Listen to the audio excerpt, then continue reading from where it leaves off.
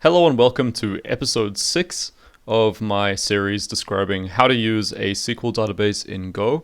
My name's Dave, and in this episode we're going to be wrapping the existing service that we've created, the package which functions as a feed wrapper for our database, and we're going to be putting this inside of an HTTP server. Cool, so let's begin. The HTTP server of choice in Go seems to be Jin, but my preference is something called Chai or Chi. So I'm just going to go ahead and use that. It's basically the same thing, but it's just a little bit lighter and a little bit easier to work with, in my experience at least. It's also idiomatic as well, which is really nice. So you can use like services, middlewares that exist for the standard library will work in this as well, which is quite nice.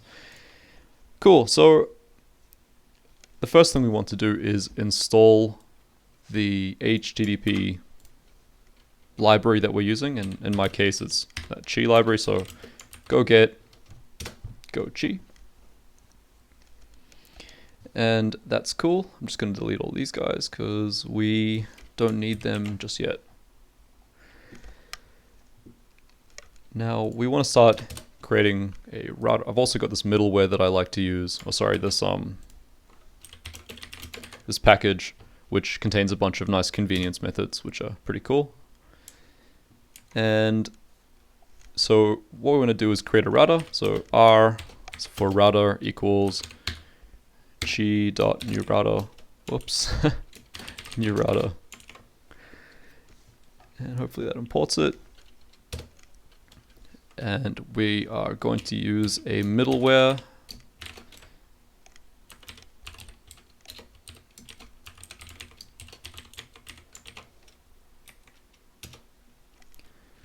Now we're going to need a endpoint for get, so r.get, and the endpoint location is going to be posts, and we need to pass in a function as a handler, and the function is going to take two properties. It's going to have the response, HTTP response writer,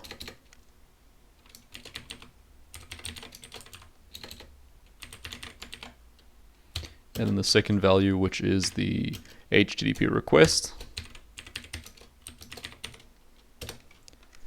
Then, yeah, that's pretty much it for the handler declaration. So we're also going to need a handler for post on posts, which is also going to have these dependency or these parameters passed in. And now the last thing is we need to serve this application. So how does that work?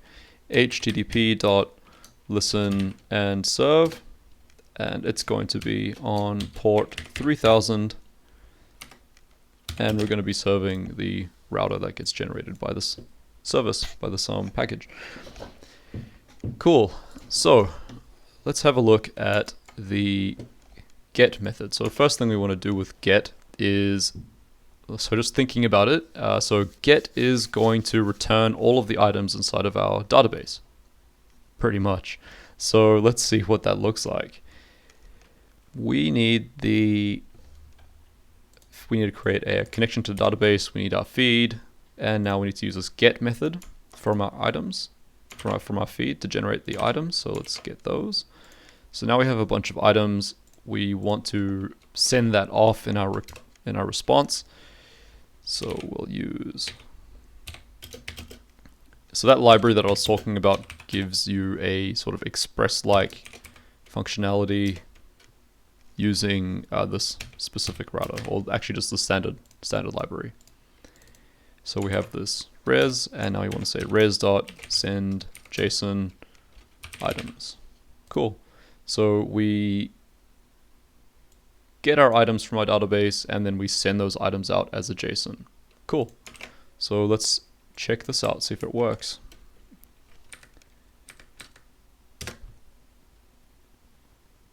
Okay, seems to be running. Let's bring out a browser. So if I come over here, refresh this, here we go. ID1, ID2, content, hello YouTube, hello. Excellent. So now we need to work on adding, because right now when we add, nothing happens, as we haven't implemented anything.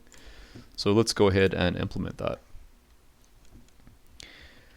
Okay, so we have a post request. I've covered how to work with Chi in a previous video, but once again, we're going to take the request and the response.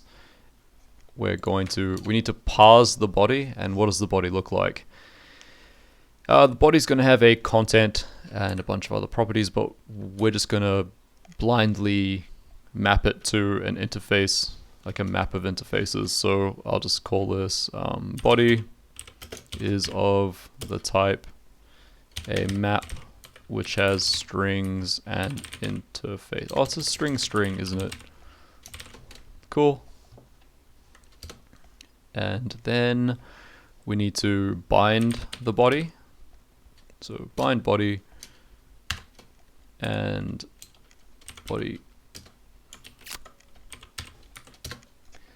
Then we need to insert. What do we need to do? We need to create a new item. So let's say item, and we know it's a newsfeed dot item that gets created.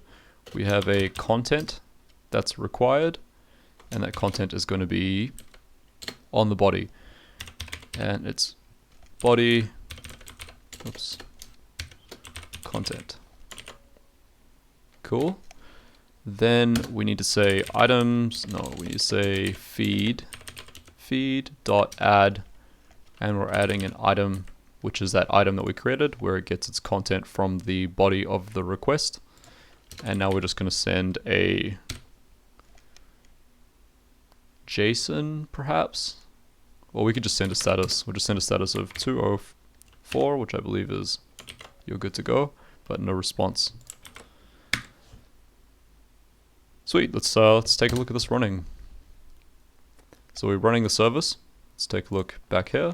We've got the get method working. If we post and refresh, here we go, a new item.